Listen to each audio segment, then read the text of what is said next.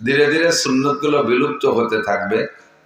সে মুহূর্তে আমার কোনো উম্মত যদি একটা সুন্নতের পর আমল করে, তাদেরকে 100 শহীদের সওয়াব দান করা হবে। তোমরা আছো অনুকূল পরিবেশে, এখন আমার কাছে নগদ নগদ ওহী আসে।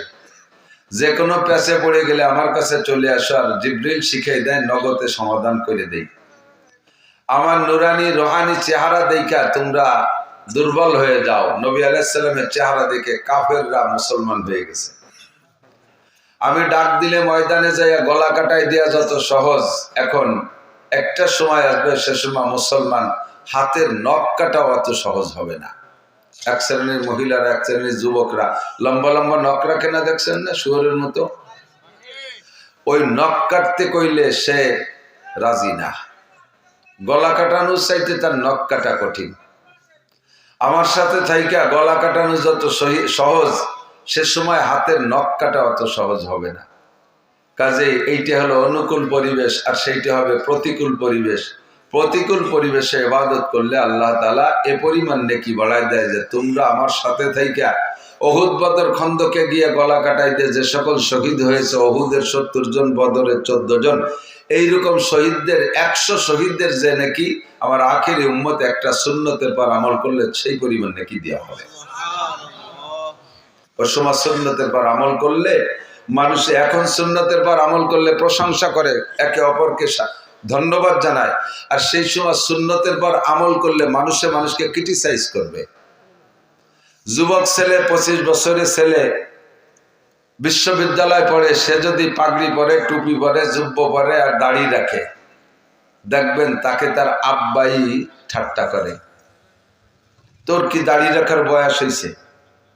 ওই ছেলের বলে দাড়ি রাখার বয়স হয়নি, আল্লাহ ভুল করমে দাড়ি দিয়ে ফেলেছে। বাপে যদি ছেলেরে কয় তোর কি দাড়ি রাখার বয়স হয়েছে, কথার কি মানে?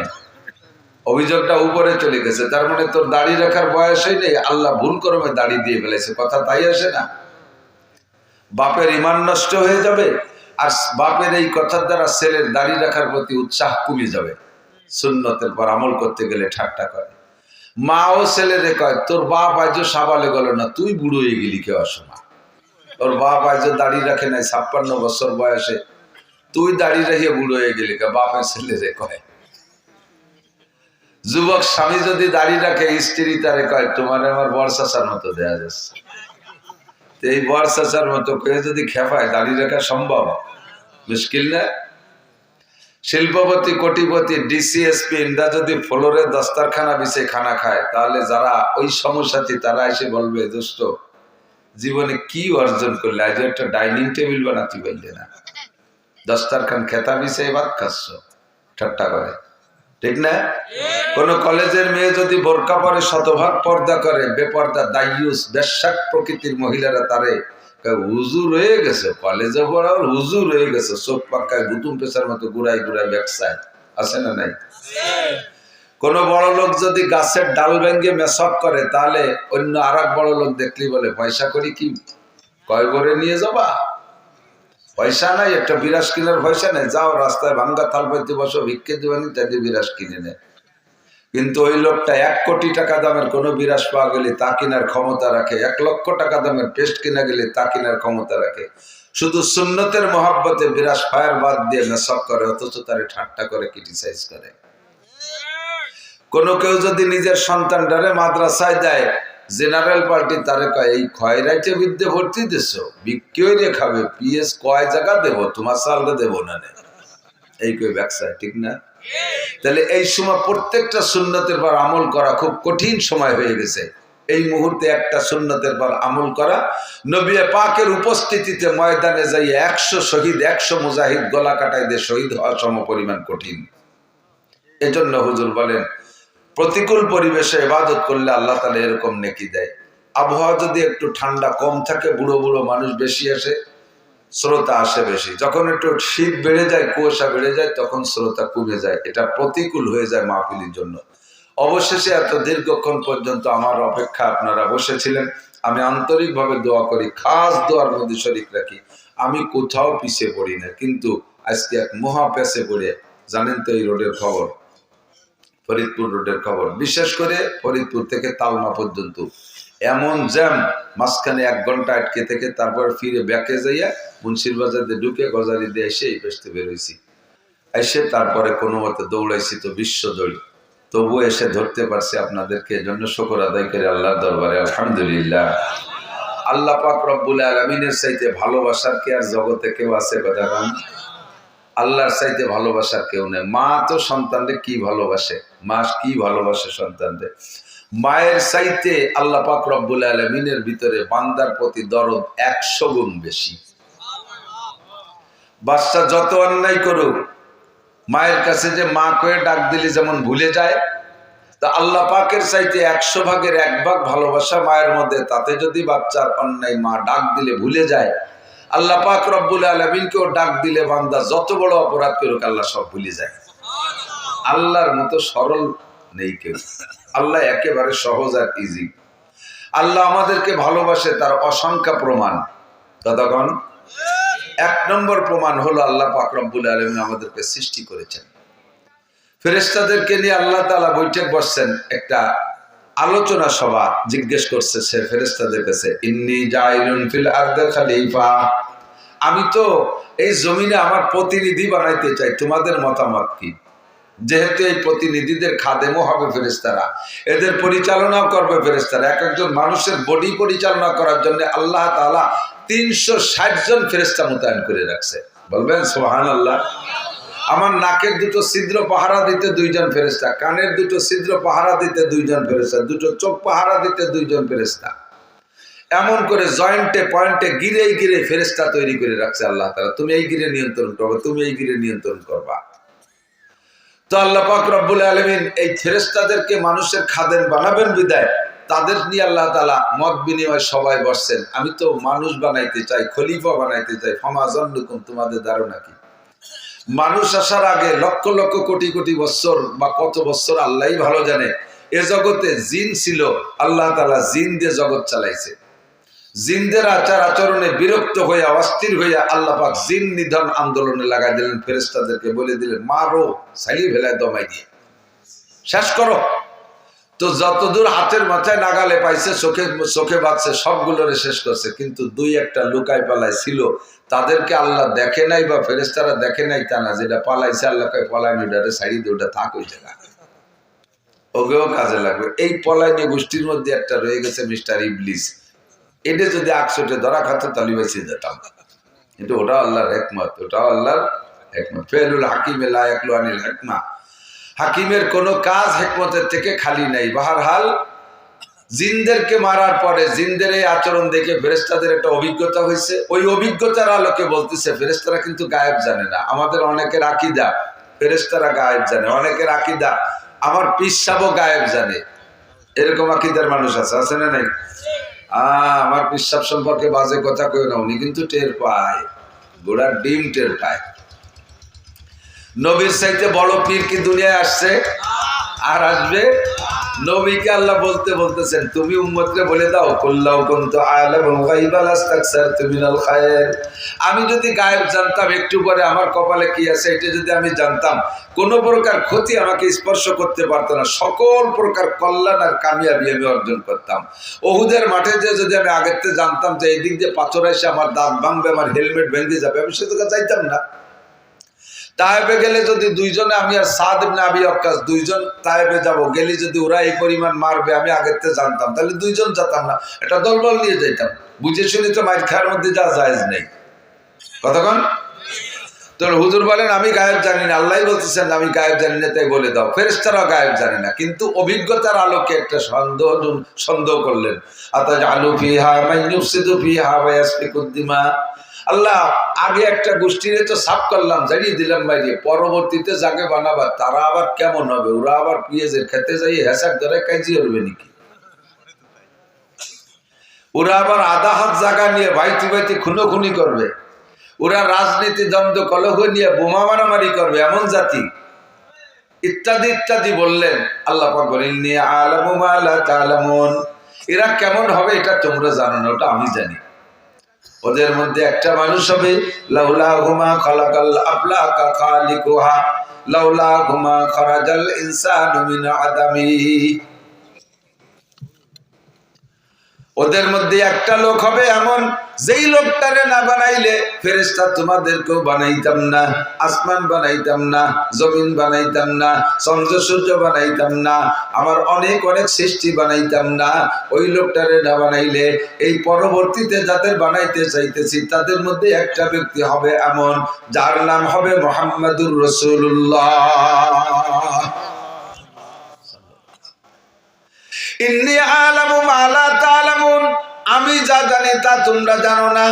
আমার ওই বনি আদম এমন সম্মানী হবে, তারা যখন দিন শিখার জন্য ঘর থেকে বেরোবে তখন তোমরা ফেরেশতাদের উপরে দায়িত্ব থাকবে, তোমরা তাদের পায়ের নিচে পর বিছাইয়া দিবা।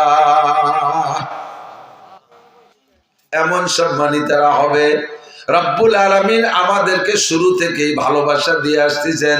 বানানোর ক্ষেত্রে ফেরেশতাদের অমৌন অসমর্থনকে উপেক্ষা কইরা আল্লাহ আমাদেরকে বানাইছেন।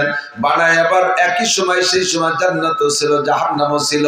আদম আলাইহিস সালামকে বানাইয়া আল্লাহ জাহান্নামের মধ্যে রাখলে রাখতে পারতেন, মিয়া এই জায়গা 2-3 মাস থাকো, পরে একদিক সরাই নিয়ে যাব, পোস্টিং করব, তা না কইরা সর্বপ্রথম বানায় জান্নাতের মধ্যে অবস্থান দিয়েছেন। জান্নাতের মধ্যে থাকো 2 জন, আর পরাণ ভরে মধ্যে ঘোরো ফেরো আর খাও। সবচাইতে শ্রেষ্ঠ জায়গা জান্নাত, সেখানে রাখার ব্যবস্থা করলেন। এটা আর একটা ভালোবাসার প্রমাণ। এরপরে আল্লাহ পাক রব্বুল আলামিন হিকমত করে পাঠাইলেন দুনিয়ায়। দুনিয়ায় পাঠানোর পরে এবার আমাদের জন্য আল্লাহ পাক অসংখ্য নিয়ামত রাজি তৈরি করেছেন। সূর্য বানাইছেন আমার খেদমতে, চন্দ্র বানাইছেন আমার জন্য, কতক্ষণ পানি বানাইছেন আমার জন্য, বাতাস বানাইছেন আমার জন্য, ফ্রি সার্ভিস দিচ্ছেন অক্সিজেন। আইসিইউতে গিয়ে যদি আপনি কৃত্রিম মানুষের তৈরি করা অক্সিজেন ব্যবহার করেন, ঘন্টায় 2000 টাকা বিল আসে। 24 ঘন্টা থাকলে 48,000 টাকা বিল দেওয়া লাগে। 60, 70, 80, 90, 100 বছর পর্যন্ত বাঁচতেছি আমরা। আল্লাহর দেওয়া প্রদত্ত অক্সিজেন ব্যবহার করি, কোনোদিন বিল দেওয়া লাগে না, আর নিতেও কোনো কষ্ট হয় না। এটা আল্লাহ পাক আমার জন্য নিয়ামত দিয়েছেন। প্রয়োজন পরিমাণ মাছ দিয়েছেন, প্রয়োজন পরিমাণ গোশত দিয়েছেন, হাজার হাজার ফল দিয়েছেন, রকমারি খাদ্য দিয়েছেন। বলতে গেলে জীবন শেষ হয়ে যাবে। আল্লাহ কয় ওয়া ইন তাউদ্দু নি'মাতাল্লাহি লা তুহসুহা, তোমাদের জন্য এত নিয়ামত বানাইছি, সারা জীবন গণনা করে শেষ করতে পারবা না। এ সবই আমার ভালোবাসার প্রমাণ। কতক্ষণ যে যারে ভালোবাসে সে তার অপরাধকে চোখে কম দেখে।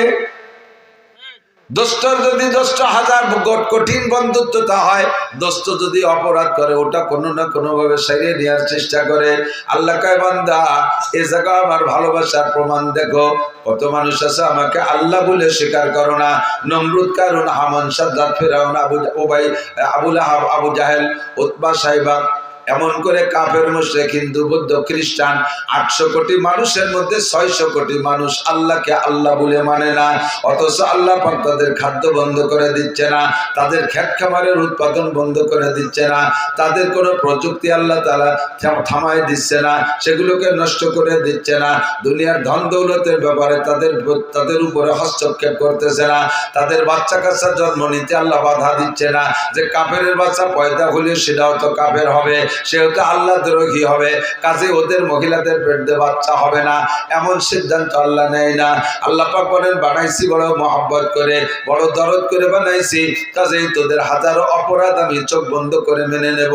আমার 99টা নামের মধ্যে একটা নাম সত্তার। আল্লাহর একটা নাম কি? সত্তার। সত্তার মানে গোপনকারী, সত্তার মানে গোপনকারী। আমরা এখানে যারা বসা আছি, সাবালেক থেকে নিয়ে এ পর্যন্ত যাদের বয়স হয়েছে, যার যতটুকু হয়েছে, মুখে স্বীকার করতে বলতেছি না, প্রত্যেকেরটা ভিতরে জানা আছে। সাবালেক হওয়ার পর থেকে যে যতটুকু বয়স পেয়েছেন, এই জীবনে নাবালেক থাকতে যেগুলো হয়েছে সেগুলো আল্লাহ ধরে না। সাবালেক হওয়ার পর থেকে নিয়ে নারী বলেন আর পুরুষ বলেন, প্রত্যেকটা মানুষের জীবনে এমন এমন অপরাধ করা আছে, যেই অপরাধগুলো যদি সমাজে প্রকাশ পাইতো, আল্লাহু আকবার, সম্মান তো দূরের কথা, মানুষে তারে মুখে চুনকালি দিত। আলেম বলেন, জালেম বলেন, মোল্লা বলেন, মুন্সি বলেন, আমি বলেন, আপনি বলেন, এনিম্যান, এভরিবডি, প্রত্যেকের আভ্যন্তরীণ এমন এমন অপরাধ করা আছে যে অপরাধগুলো যদি সমাজে প্রকাশ পাইতো রাস্তায় যে হাঁটতে পারতাম না। আমার আল্লাহ সত্তার নামের ওসিলায় গোপন কইরা রাখছে। কয় বান্দা তোরে বানাইছি বড় বড় মোহাব্বত করে, দরদ করে, তোরে আমি অত্যন্ত ভালোবাসি, তাই আমি অপেক্ষা করি দেখি তুই ওখান থেকে ফিরে আসিস নাকি, তোরে অপমান করবো না। এবার আল্লাহ পাক বলেন, আমি তো তোমার ভালোবাসা সৃষ্টি করেছি, অসংখ্য নিয়ামত দিয়ে লালন পালন করি, বান্দা তুমি কি আমাকে ভালোবাসো? নবী পাককে আল্লাহ পাক বলেন, বান্দার কাছে জিজ্ঞেস করো, কুল ইন কুনতুম তুহিব্বুনাল্লাহ, বলো তাদের কাছে জিজ্ঞাসা করো তোমরা কি আল্লাহকে ভালোবাসতে চাও? দুইজন মানুষের মধ্যে যদি প্রেম ভালোবাসা হয়, ভালোবাসার একটা রেজাল্ট আছে, ভালোবাসার একটা শেষ আছে, ভালোবাসার পর একটা ফলাফল প্রকাশ হয়, একটা বিস্ফোরণ ঘটে। নারী আর পুরুষ ভালোবাসা হয়, সে জায়গায় একটা বিস্ফোরণ আছে। পুরুষে পুরুষের সম্পর্ক হয়, তার একটা রেজাল্ট আছে। দুইজনের ভিতরে ভালোবাসা করতে হলে উভয় দিকে একরকম আগাইতে হবে। একজন ভালোবাসে আর একজন ভালোবাসে না, সে জায়গায় ভালোবাসা জন্ম নেয় না। অনেক সময় যুবকরা ভালো জানে, ইদানিং তো ফোনের যুগ হয়েছে। তুমি কোনো মেয়েরে যদি ভালোবাসে ফোন দাও, তুমি তো জন্মের ভালোবাসো, রাস্তায় দেখছো, চেহারা পছন্দ হয়েছে, নাম্বার সংগ্রহ করে ফোন দিছো, সে যদি তোমারে ভালো না বাসে কি কয়? মোটা গালাগালি দিয়ে কয়, এই তুই আমার সাথে কথা না, তোর মার সাথে করতে পারিস নি, এমন সত্য কথা কয়। তার মানে তোমার সে লাইক করে না, তুমি লাইক করো, সে লাইক করে না, জীবনে কোনোদিন ভালোবাসা ঘটবে, বিস্ফোরণ হবে না, সামনে যা উদ্দেশ্য কিচ্ছু হবে না। আল্লাহ কয় আমি তোমারে ভালোবাসি, কত প্রমাণ চাও? প্রমাণ দিতে দিতে জীবন শেষ হয়ে যাবে, তবুও প্রমাণ দেওয়া শেষ হবে না। এবার তুমি কি আমারে ভালোবাসতে চাও? যদি আমারে ভালোবাসতে চাও বলো। আমরা সবাই মিলে বললাম, জি আল্লাহ তোমারে ভালোবাসতে চাই। আপনারা কি ভালোবাসতে চান? কারে ভালোবাসবেন? আল্লাহকে ভালোবাসবো। ও যুবক, দুনিয়ার কেউরে ভালোবাসিস না, ওই ভালোবাসার মধ্যে কোনো ভালো ফল আসে না, লাস্টে যায় অপমান হইতে হয়। হর কিসি সে দিল লাগানা জিন্দগি বরবাদ হয়, হর কিসি সে দিল লাগানা খেয়াল করেন, হর কিসি সে দিল লাগানা জিন্দগি বরবাদ হয়, এক তো আপনা ওয়াক্ত বরবাদ, দুসরে তো বদনাম হয়। উলামায়ে কেরাম বলছে বলে ঠিক কইছে, পাবলিকই ঠিক কইনি। हर किसी से दिल लगाना जिंदगी बर्बाद है, কাহারো প্রতি দিল লাগানো, কেউরে ভালোবাসা জীবনটা নষ্ট করা ছাড়া আর কিছু না। কি কি নষ্ট? এক তো আপনা ওয়াক্ত বরবাদ, দুসরে তো বদনাম হয়। এক হলো সময় নষ্ট, তার পিছনে প্রেম গল্প করতে যথেষ্ট সময় নষ্ট হয়, অবশেষে যাইয়া বদনামের শেষ নাই। যদি ভালোবাসতে বাসতে আকাম পার যায় চলে যাও, আল্লাহ বাসালি 39 জুতোর বাড়ি খাতি পারবা।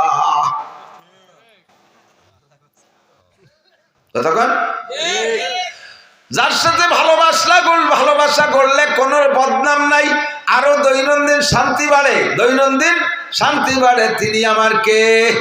একটু বলবেন কে? আল্লাহ পাক বলেন আমি তোমারে ভালোবাসি, বহু প্রমাণ আছে। এবার দুইজনের মধ্যে বিস্ফোরণ ঘটবে ভালোবাসার, এর জন্য তুমিও আমাকে ভালোবাসতে হবে। বলো তুমি আমাকে ভালোবাসো কিনা? আমরা বললাম জি আল্লাহ ভালোবাসবো। তবে লাস্টে বিস্ফোরণ কি ঘটবে কও? লাস্টে এই ভালোবাসার ফলাফল কি দাঁড়াবে? আল্লাহ কয় তিনটে দাঁড়াবে, তিনটে প্রমাণ, তিনটে রেজাল্ট আসবে। এক নম্বরে ইউহিব্বুকুমুল্লাহ, এক নম্বরে আমি আল্লাহ তোমাকে সম্পূর্ণ ভালোবাসা দিয়ে দেব।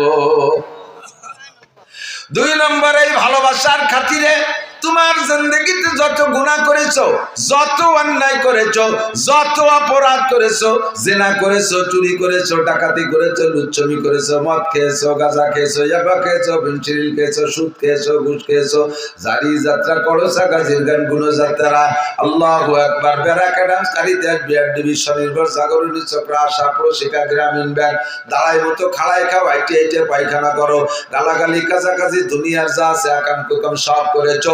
সারা জীবনে যত গুনাহ করেছো, ইয়াগফির লাকুম যুনুবাকুম, আমি তোমার জীবনে সব গুনাহ মাফ কইরা দেব।